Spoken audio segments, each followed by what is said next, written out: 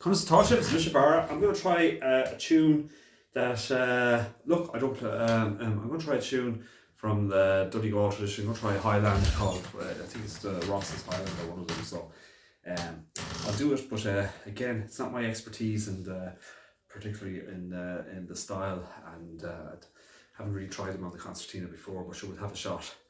And notes are widely available for these tunes, and look, it's something different.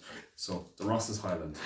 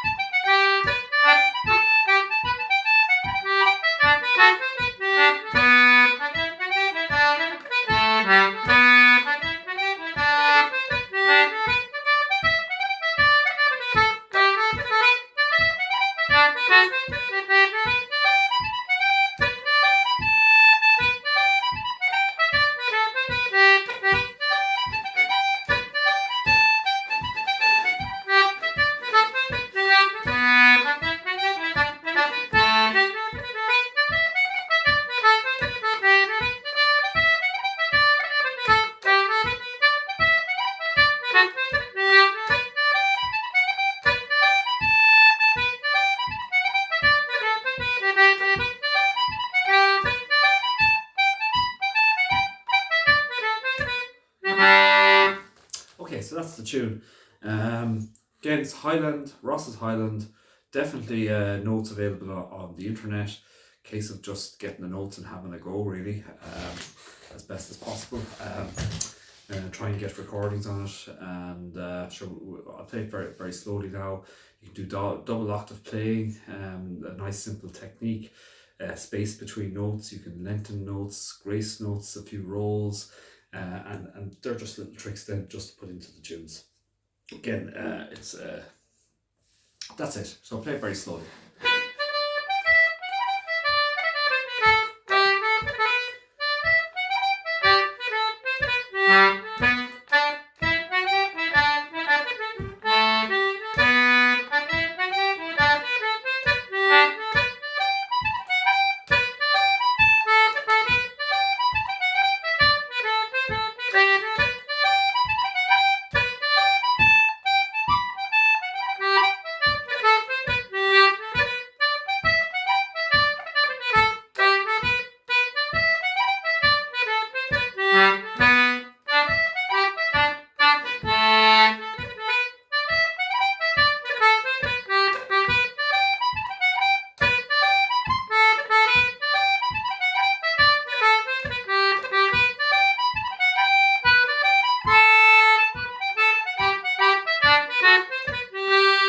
So I'm playing using some double octave playing.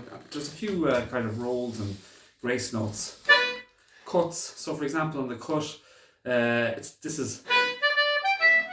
So I cut in a quick D before the B, and you can do this in any type of a tune, or if it's suitable, especially if there's a longer kind of a note. So instead of going, you can go.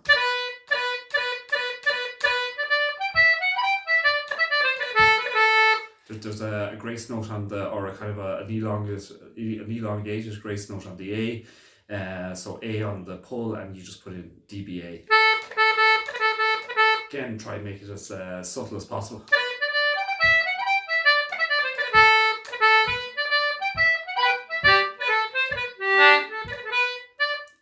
Kind of you can do the odd time an elongated grace note on the B, which is B D B A B.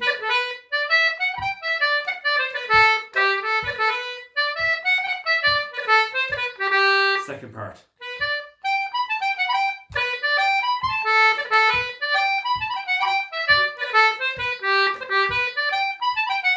So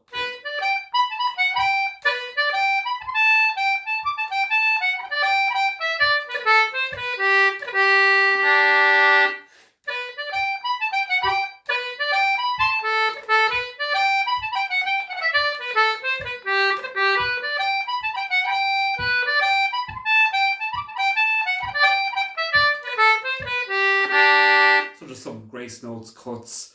Uh,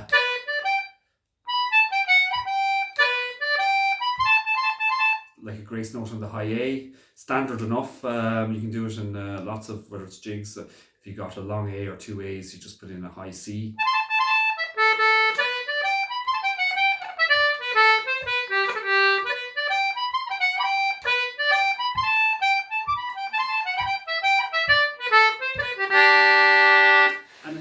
And look, that's it really. Like, in terms of like, you're trying to learn the tune, put in a few ornaments, keep the tune into the rhythm, keep it in within the melody, and then just vary it a little bit in terms of putting in a few kind of variations, ornaments, to make it sound different.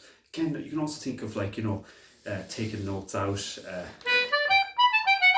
What I mean by that is make it simpler and put kind of a space between the notes.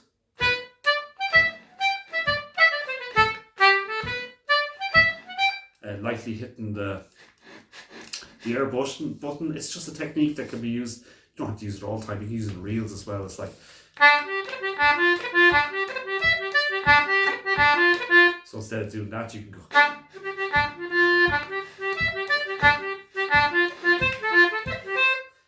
lightly by lightly tipping the air button. So it's just the idea of bringing in the ideas of what you can use.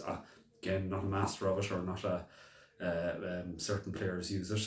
There's just so many variations and styles you can develop by developing your own techniques, what you like. So it's almost like there's something beautiful in everybody's playing, in everyone's piece of music, and everyone has a nice little, can develop them themselves. So we don't all have to be the same.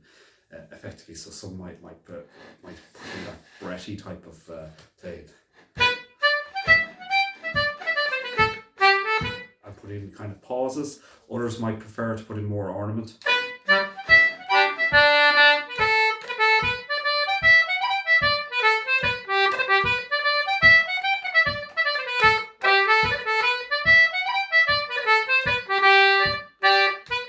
By tipping the air button, it just gives you a little bit of a difference. It's just something that you can develop or think about yourself in your own playing.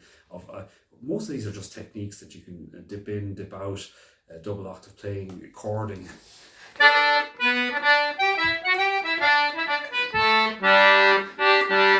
That you can put in. So they're just little techniques that can just make it sound a little bit different as you're learning. That's all the ornamentation is really. So play the tune very slowly again.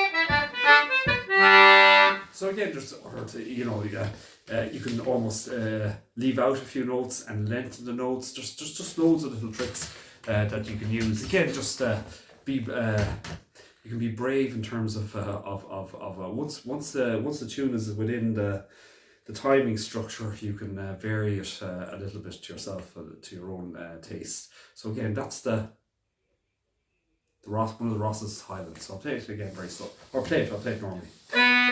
It's a nice tune.